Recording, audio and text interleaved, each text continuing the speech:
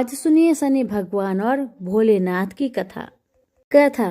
पार्वती जब भी अपने पति शिव के साथ दूसरे देवताओं के निवास स्थान पर जाती और वहां उनके सजे धजे सुंदर भवनों को देखती तो उन्हें बड़ी ही हीनता का बोध होता। वे यह महसूस करती कि हमसे छोटे छोटे देवताओं के पास भी बड़े बड़े भव्य भवन हैं, लेकिन हमारे पास तो कुछ भी नहीं। कहने को मैं आदि देव शिव की पत्नी हूँ, लेकिन रहने के लिए मिली है कैलाश पर्वत की कंदराएं और पहनने के लिए वल्कल।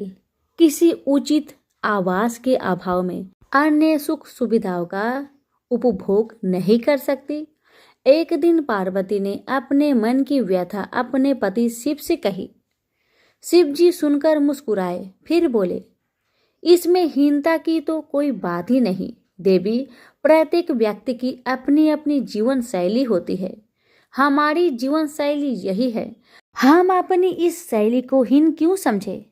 अन्य देवगण प्रकृति से बहुत दूर है, जबकि हम प्रकृति की गोद में निवास करते हैं। यह तो हमारे लिए गौरव की बात है, हीनता की नहीं। शिव के तर्कों से पार्वती संतुष्ट नहीं हुई और बोली, मुझे आपकी ये बातें समझ में नहीं आती देव। मुझे तो अपना एक आवास चाहिए, बहुत ही भव्य और सुख सुविधा से पूर्ण। शिव ने अपनी सहज मुस्कान से साथ उत्तर दिया, इसमें क्या मुश्किल है देवी। मैं अभी विश्वकर्मा को बुलवा देता हूँ, उनसे जैसा चाहो वैसा आवास बनवा लो। विश्वकर्मा को बुलाया गया। पार्वती ने आदेश दिया, हमारे लिए ऐसा भव्य बनाओ जैसे विश्व में कहीं ना हो। विश्वकर्मा ने आदेश स्वीकार किया। निर्माण कार्य प्रारंभ हो गया। कुछ ही समय में पार्वती की इच्छा अनुसार भव्य भवन तैयार हो गया। अपने भवन को देखकर पार्वती अति प्रसन्न हुई। गृह प्रवेश की तैयारी होने लगी। पार्वती चाहती थी गृह प्रवेश के समय सभी प्रमुख देवता हमारे यहाँ उपस्थित रहे। शिव ने अपनी सहमति दे दी। सभी प्रमुख देवी देवताओं को आमंत्रण भेजा गया। यह प्रवेश के समय वे सब कैलाश पर्वत पर आ गए। उन्होंने पार्वती के भव्य भवन की भूरी भूरी प्रशंसा की, लेकिन विश्वनेत्री ब्रह्मा खामोश रहे। जब सब देवी देवता जाने लगे तो पार्वती ने ब्रह्मा जी से पूछा, देव क्या आपको यह आवास पसंद नहीं आया। ब्रह्मा जी ने आश्चर्य व्यक्त करते हुए पार्वती से ही प्रश्न किया, देवी मैंने कब ऐसा कहा। आपके चेहरे की भाव भंगिमा कुछ ऐसे कह रही है प्रभु। पार्वती ने अपनी शंका स्पष्ट की। फिर ब्रह्मा जी को मौन देखकर पार्वती ने अपनी बात आगे बढ़ाई, तो आप कुछ संकोच कर रहे हैं, स्पष्ट कहिए क्या बात है।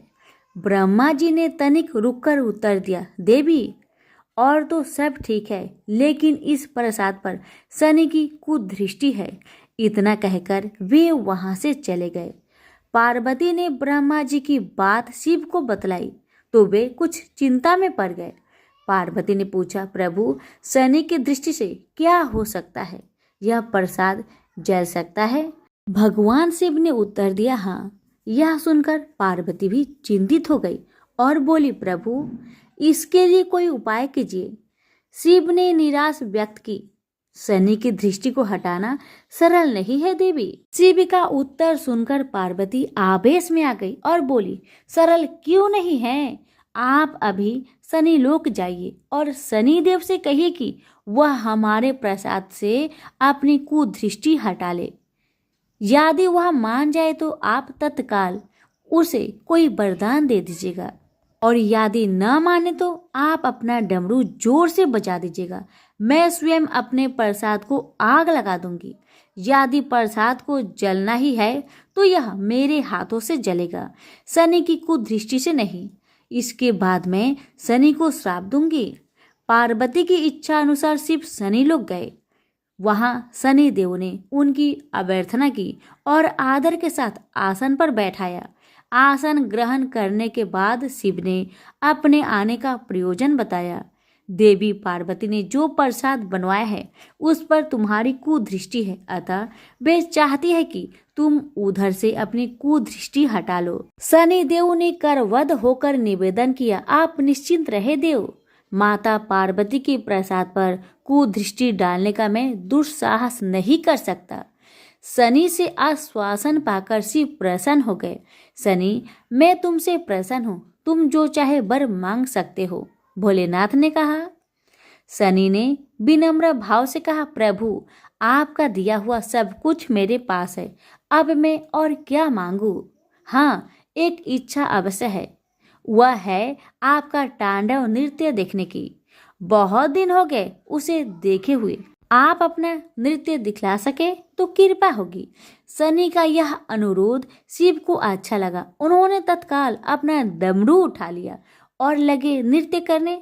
भोले भंडारी ये भी भूल गए कि पार्वती ने डमरू की आवाज सुनकर अपने नवनिर्मित प्रसाद को जला देने की बात कही थी। बस डमरू बजा बजा कर नृत्य करते रहे। उधर पार्वती ने जब कैलाश पर डमरू की ध्वनि सुनी तो उन्होंने सोचा कि शनि ने अपने कुदृष्टि हटाना अस्वीकार कर दिया है, अतः वे बहुत दुखी हुई। उन्हें लगा कि यदि मैं तत्काल अपने नवनिर्मित आवास को आग लगा दूंगी तो वह शनि की कुदृष्टि से बच जाएगा। अतः उन्होंने स्वयं ही अपने प्रसाद में आग लगा दी। वह धू धू करके जल उठा।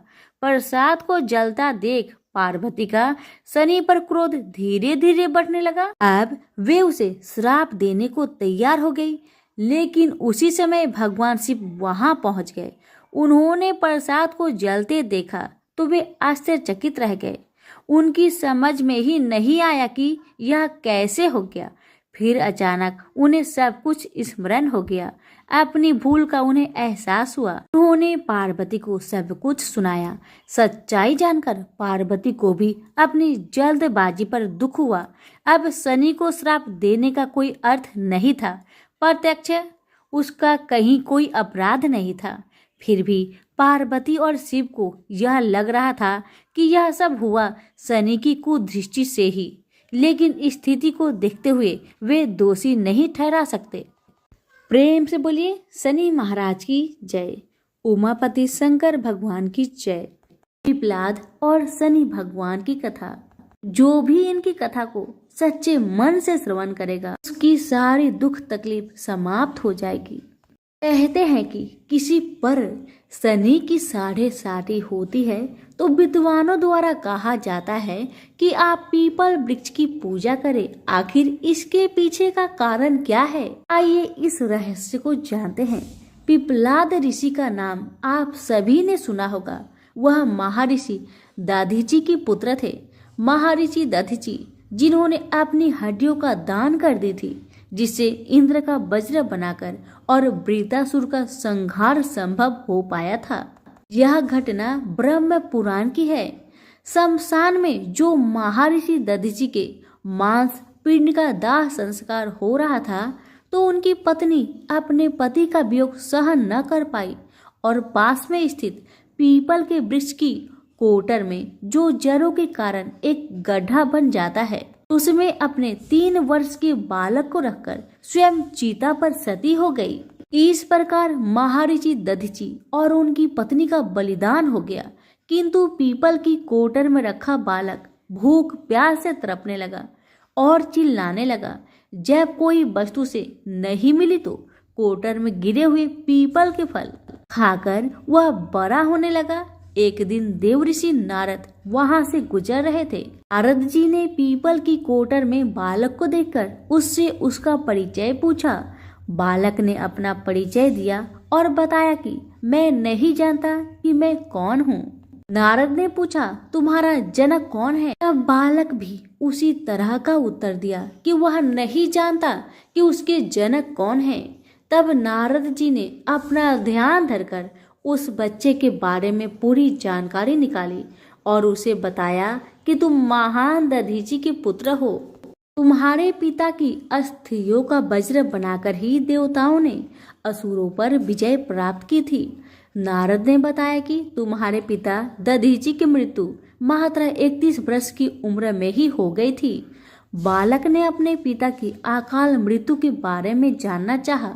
तब नारद जी ने बताया कि उन पर आई इस विपत्ति का कारण शनिदेव की महादशा थी।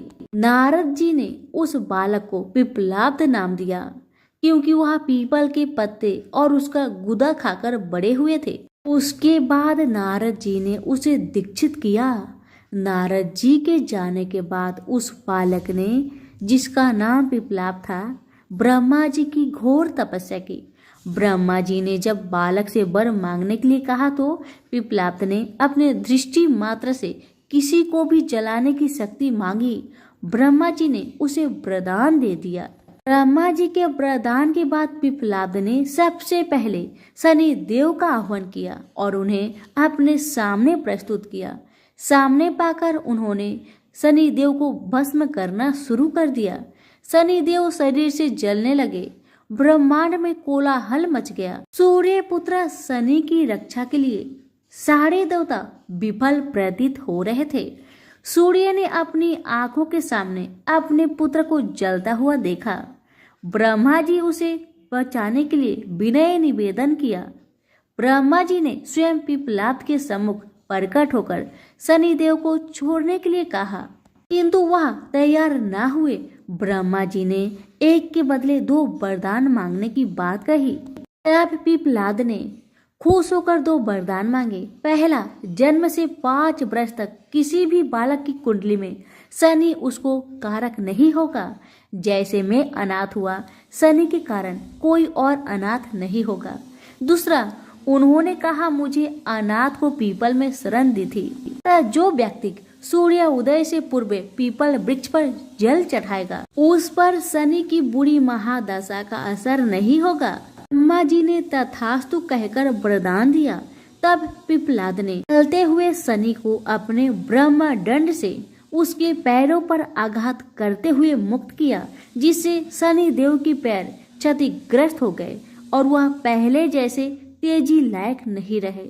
आता तभी से शनि को शनिचराय, जिसे हम आम भाषा में शनिचर कहते हैं, कहा जाता है कि रतिया शनिचरा जो धीरे धीरे चलता है, वह शनिचराय आग से जलने के कारण शनि की काया काली पड़ गई। आप अक्सर किसी भी पीपल के पेड़ के नीचे शनि की काली मूर्ति जरूर देखते होंगे। उसके पीछे यही पौराणिक कारण है। जब शनि की महादशा या 7.5 चलती है, जो आपके लिए अच्छी नहीं है, तो ज्ञानी जनों के पास बहुत सारे उपाय होते हैं, परंतु आम जनों को करने का एक साधारण सा उपाय मैं आपको बताती हूँ, जिसका लाभ 100% मिलता है। आपको सुबह उठना है, सूर्य उदय से पूर्व नहा धोकर पीपल के वृक्ष को जल देना है, उसके साथ चक्कर लगाने हैं और 7 चक्कर लगाने के बाद इस मंत्र को हिंदी में बोलना है। आपको कहना है कि जिस तरह से आपने पिप्पलाद ऋषि की रक्षा की थी, ठीक उसी तरह मेरी भी रक्षा करें, और आप पाएंगे कि कुछ ही दिनों में आपकी जिंदगी में शनि के बुरे प्रभाव कम होते जा रहे हैं। प्रेम से बोलिए शनि भगवान की जय, पिप्पलाद ऋषि की जय। एक ब्राह्मण को सपने में नीली घोड़ी पर नीले कपड़े पहने एक आदमी दिखाई देता है और कहता है, हे ब्राह्मण देवता, मैं तेरे लगूंगा। ब्राह्मण घबरा कर उठ गया। अगले दिन यही सपना उसे फिर आता है। यह सपना उसे रोज आने लगा। वह परेशान हो गया और चिंता के मारे दुबला होने लगा। उसकी पत्नी ने कारण पूछा तो उसने सपने के बारे में बताया। ब्राह्मणी बोली, वे अवश्य ही शनि महाराज होंगे। अब की बार देखे तो कहना लग जाओ, पर 1.25 पहर से ज्यादा मत लगना। उस दिन सपना आने पर ब्राह्मण ने कहा, लग जाओ, पर कितने समय के लिए लगोगे? शनि जी बोले, 7.5 वर्ष का लगूंगा। ब्राह्मण ने कहा, क्षमा करे शनि जी, इतना भारी तो मुझसे झेला नहीं जाएगा। तब शनि जी बोले, तो 5 वर्ष का लग जाऊंगा। ब्राह्मण बोला, यह भी मेरे लिए ज्यादा है। शनि जी बोले 2.5 साल का लग जाओ। ब्राह्मण ने मना किया तो शनि जी कहने लगे 1.25 का तो लगूंगा ही, इतना तो कोढ़ी कलंगी भिखारी के भी लग जाता हूँ। तब ब्राह्मण ने कहा ठीक है। ब्राह्मण को 1.25 की शनि की दशा लग गई। ब्राह्मण ने नींद से जाकर ब्राह्मणी से कहा मेरी 1.25 शनि की दशा लग गई है, इसलिए मैं जंगल में जाकर यह समय बिताऊंगा। मेरे लिए खाने पीने का सामान बांध दे। मेरे पीछे से किसी से लड़ाई झगड़ा ना हो, इसका ध्यान रखना। ज्यादातर घर में ही रहना, बच्चों का भी ध्यान रखना। इस 1.25 के समय में कोई गाली भी दे तो चुपचाप सुन लेना, बहस मत करना। यह सब समझाकर ब्राह्मण जंगल में चला गया। जंगल में ब्राह्मण एक पीपल के पेड़ के नीचे बैठ गया और हनुमान जी का पाठ करने लगा। 1 पहर बीत गया। ब्राह्मण ने सोचा बाकी बचा समय रास्ते में बीत जाएगा, इसलिए वहां से चल दिया। रास्ते में एक बाड़ी में मतीरे लगे देखे। माली से एक मतीरा खरीदा, पोटली में बांधा और आगे बढ़ा। आगे एक आदमी मिला जो असल में शनिदेव थे। ब्राह्मण से पूछा पोटली में क्या है? उसने कहा मतीरा है। शनिदेव बोले दिखाओ। ब्राह्मण ने पोटली खोली, उसमें राजकुमार का कटा हुआ खून से लथपथ सिर। शनिदेव ब्राह्मण को राजा के पास ले गए और कहा कि इस ब्राह्मण ने राजकुमार की हत्या कर दी है, इसके पास पोटली में राजकुमार का सिर है। राजा ने कहा मैं यह नहीं देख सकता, इस ब्राह्मण को सूली पर चढ़ा दो। राजा के यहाँ हाहाकार मच गया।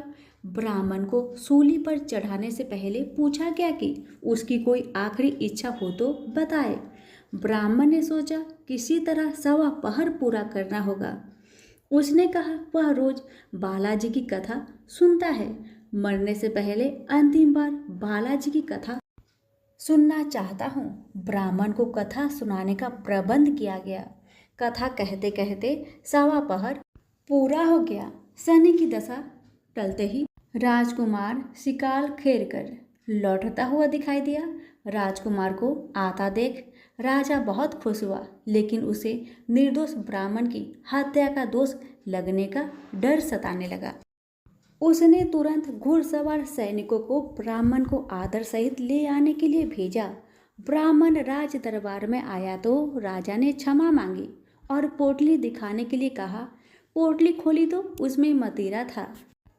राजा ने इन सब के बारे में पूछा तो ब्राह्मण ने बताया मुझे 1.25 की शनिचर की दशा लगी थी, इस कारण यह सब तमाशा हुआ। राजा ने पूछा यह दशा कैसे टलती है? ब्राह्मण बोला राजा ये सेठ के लगे तो काला हाथी या काला घोड़ा दान करे, गरीब के लगे तो पीपल की पूजा करे। तब बोले साचा शनिचर कहिए जाके पाओ सदा ही पढ़िए। शनि की कहानी सुने, तिल का तेल और काला उड़द दान करे, काले कुत्ते को तेल से चूपर कर रोटी खिलाए तो शनिचर की दशा उतर जाती है। राजा ने उसे मतीरा वापस दे दिया। घर आकर ब्राह्मण ने मतीरा काटा तो उसके बीज की जगह हीरे मोती निकले। ब्राह्मणी ने पूछा यह कहाँ से लाए? आप तो कह रहे थे शनि की दशा लगी है। ब्राह्मण ने कहा जब दशा लगी थी तो यही मतीरा राजकुमार का सिर बन गया था। उतरती दशा के शनि जी निहाल कर गए। हे शनि देवता, जैसे ब्राह्मण के शनि की दशा लगी वैसे किसी के ना लगे, निहाल सबको करे। प्रेम से बोलिए शनि महाराज की जय हो।